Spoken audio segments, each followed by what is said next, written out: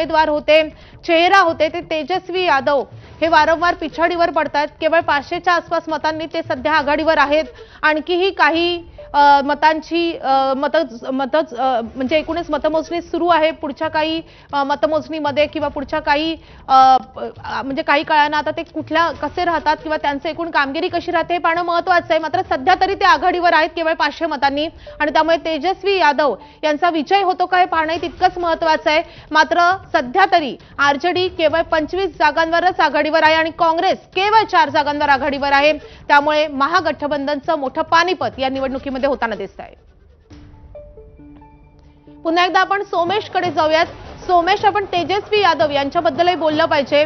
तेजस्वी यादव यांनी या निवडणुकीमध्ये अक्षरशः बिहार पिंचून काढलेलं होतं, वोट अधिकार यात्रा काढलेली होती। मात्र त्यांचा इतका मोठा पराभव होतो, दारुण पराभव होतो आणि पक्षाचाच नाही तर स्वतःही ते जिंकतील की नाही याची शाश्वती नाहीये, कारण ते वारंवार पिछाडीवर पडतात।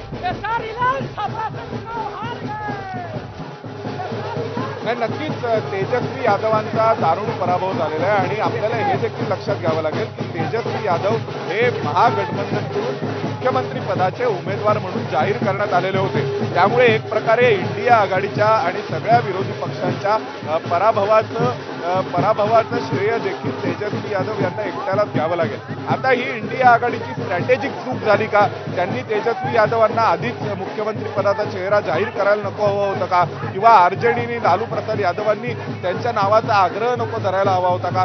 कारण एक प्रामुख्याने जो प्रश्न निर्माण होतो तो असा की काँग्रेसनी या संपूर्ण निवडणुकी दरम्यान नेमकं मग काय काम केलं? कारण काँग्रेस सारखा एक मोठा पक्ष हा जर सिंगल डिजिटवरती बिहार सारख्या राज्यामध्ये अडकत असेल तर या काँग्रेसनी, राहुल गांधींनी जे वेगवेगळ्या प्रकारचे दावे केले त्यांनी मग या संपूर्ण निवडणुकी दरम्यान काय काम केलं? तेजस्वी यादव हे जर प्रत्येक ठिकाणी गेले होते आणि तेजस्वी यादवांची पॉप्युलरिटी जितकी ती माध्यमांमध्ये होती किंवा जितकी त्याची चर्चा झाली तितकी खरोखरच ती ग्राउंडवर होती का? ग्राउंड रियालिटी काय होती?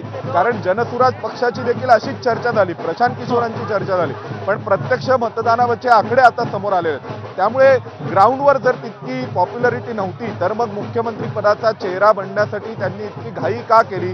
त्यांनी मुख्यमंत्री पदाचा चेहरा बनल्यामुळे त्यांचे जे इतर साथीदार पक्ष होते ते सगळेजण तातडीने बॅकफूटवर गेले का? हा एक प्रश्न आहे। त्यांच्या स्वतःच्या कुटुंबामध्ये जे वेगवेगळे वाद होते त्यांचे वादग्रस्त ठरलेले एक सल्लागार आहेत संजय यादव नावाचे, त्यांच्यामुळे संजय यादव नावाचे त्यांचे जे सल्लागार आहेत त्यांच्यामुळे अनेक जण तेजस्वी यादवांपासून दुरावले असंही म्हटलं गेलं। त्यामुळे तेजस्वी यादव यांचा चेहरा होता। गेल्या वेळेसच्या निवडणुकांमध्ये तेजस्वी यादवांनी जोरदार यश मिळवलं होतं आणि त्यानंतर तेजस्वी यादव हे पॅन बिहार एक पॉप्युलर चेहरा म्हणून, मुख्यमंत्री पदाचा चेहरा म्हणून, एक प्रमुख नेता म्हणून पुढे जात होते। परंतु आज जे आकडे आले त्या आकड्यांवरून मात्र हे स्पष्ट दिसते की तेजस्वी यादव यांच्या नावाची जादू चालली नाही तर दुसऱ्या बाजूला तेजस्वी यादव यांच्या नावाची, त्यांच्या कामाची जादू काही चाललेली दिसत नाहीये। सोमेश, तुम्ही राहाच आपल्या सोबत, मात्र बिहार मधल्या काही कार्यकर्त्यांच्या महत्त्वाच्या प्रतिक्रिया येत आहेत, आपण पाहूयात या प्रतिक्रिया।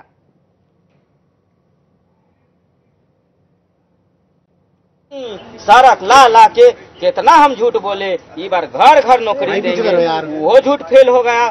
बोले बिहार को डेवलप करेंगे, वो झूठ फेल हो गया। फेरू से फिलॉसफी फेल हो गया। SIR ला के चुनाव आयोग हमारा सारा भाईजान टोपी जान का वोट काट दिया। तीन नीतीश कुमार अब दाम धरिए, बहुत अब विकास कर लीजिए, हमारा सरकार बनने दीजिए।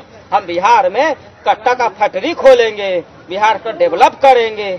बहुते आप विकास कर रहे हैं नीतीश जी, का जरूरत है? नालंदा विश्वविद्यालय, महिला का रोजगार।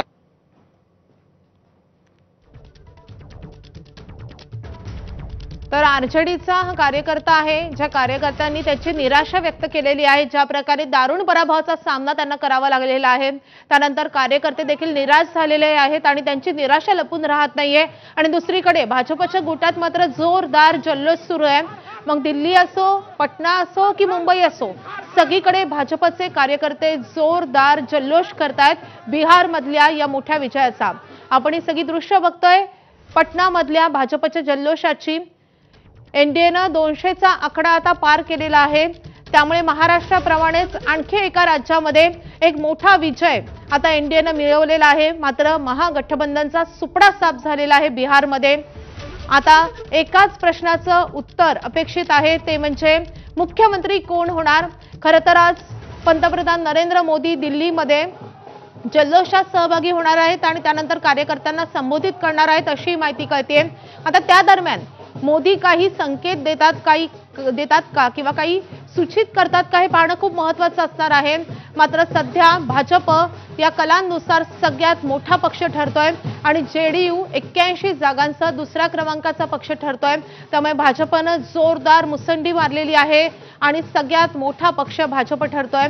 त्यामुळे आता बिहारमध्ये मुख्यमंत्री भाजपचा होणार की पुन्हा एकदा मोठ्या मनानं नितीश कुमार यांच्याच गळ्यामध्ये मुख्यमंत्री पदाची माळ घातली जाणार हे पाहणं अतिशय महत्त्वाचं असणार आहे, अतिशय औत्सुक्याचं ठरणार आहे। सध्या भाजपच्या कार्यालयाबाहेर जल्लोष सुरू आहे। जसं सोमेशने आपल्याला सांगितलेलं होतं की सध्या भाजपच्या पोस्टरवरही केवळ आणि केवळ मोदींसोबत नितीश कुमार दिसतायत। त्यामुळे आता भाजपनं या सगळ्या संदर्भातला सस्पेन्स कायम ठेवलाय। मात्र लवकरच हा सस्पेन्स खरं तर या सस्पेन्स उठेल किंवा या संदर्भात आपल्याला स्पष्टता मिळेल अशीच अपेक्षा आहे। आपण बघतोय की पटनामधल्या भाजपच्या कार्यालयाबाहेर मोठा जल्लोष सुरू आहे। कलांनुसार भाजप जरी सगळ्यात मोठा पक्ष ठरलाय तरी देखील महाराष्ट्राचाच पॅटर्न बिहारमध्ये राबवला जातो का हे पाहणंच महत्त्वाचं असेल। पुन्हा एकदा आपण सोमेशकडे जाऊयात। सोमेश, या कार्यकर्त्यांच्या काही प्रतिक्रिया मिळू शकतील का? कार्यकर्त्यांचं काय म्हणणं आहे? त्यांच्यानुसार या विजयाचं श्रेय नेमकं कुणाचं आहे, नितीश कुमारांचं की भाजपचं? भाई साहब, ये आज आपने इतनी बड़ी जीत हासिल की है, क्या कहेंगे? इसका क्रेडिट किसको देंगे, नरेंद्र मोदी जी को, नीतीश कुमार? बहुत बड़ा खुशखबरी के बाद आज बहुत बड़ा दिन है।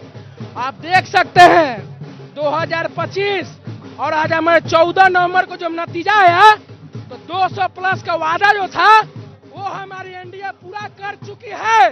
और इसका श्रेय किसको देंगे आप जी, इसका श्रेय किसको देंगे, श्रेय किसको देंगे, किसकी हमारे वजह? छपरा से छोटी कुमारी चुनाव जीत चुकी है और खेसारी लाल हार गया चुनाव, क्योंकि खेसारी लाल बड़ी दिवाली मना रहे हैं। आप मोदी जी को आज हम लोग बड़ी दिवाली मनाने का काम कर रहे हैं। ये इस वजह से हमारी बहुत चुनाव- बड़ी जीत हुई है। देखिए, हम बोलना चाह रहे हैं ना कि भाजपा एनडीए के सीट इतना इसलिए आई कि एनडीए जो बड़ा बड़ा योजना के ऐलान की है ना, और हमारी जनता विश्वास है। जीत का श्रेय किसको, एनडीए को? देखिए ये जनता की जीत है और पूर्ण बहुमत से सुशासन की सरकार बनेगी।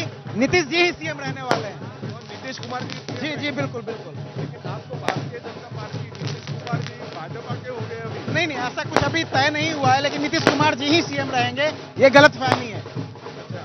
और तो फिर ये इस जीत का श्रेय किसको जाएगा, क्रेडिट किसको जाएगा? इस चीज का क्रेडिट हमारे जनता को जाता है। देखिए, हम मिठाई खा रहे हैं, खुशी का मारे मिठाई खा रहे हैं। तर आपण पाहू शकतो की कार्यकर्त्यांमध्ये सुद्धा जो उत्साह आहे त्यांचं म्हणणं आहे की एनडीए म्हणजे एनडीए एकजूट आहे आणि आम्ही जिंकलो याचाच त्यांना आनंद सर्वाधिक आहे। अनेक भाजपचे कार्यकर्ते सुद्धा म्हणतायत की नितीश कुमारच परत मुख्यमंत्री बनणार आहे। तिथे ज्या महिला मतदारांचा खूप महत्त्वाचा सहभाग होता या सगळ्यामध्ये, अनेक महिला कार्यकर्ते देखील इथे आलेले आहेत। आपण त्यांच्याकडून जाणून घेऊया की या संपूर्ण निवडणुकीच्या बाबतीत दीदी क्या बताएंगे, आपकी महिलाओं मतदाताओं ने बड़ी भूमिका निभाई है इस सब में, तो कौन इसका जीत का श्रेय किसको देंगे?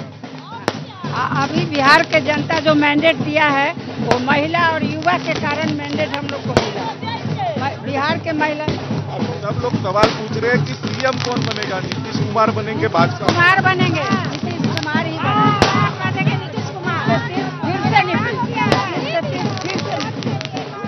कुमार जी की वजह से चुनाव जीते या नरेंद्र मोदी जी की वजह से? नहीं, नीतीश कुमार ही बनेंगे। बिहार महिलाओं के लिए उन्होंने एम्पावरमेंट के लिए काम किया है।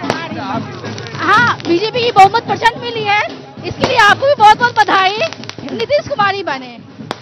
आप दीदी क्या बताएंगे, कौन सीएम बनेगा, अगला सीएम कौन होगा? अगला सीएम भी हमारे मुख्यमंत्री नीतीश कुमार ही होंगे।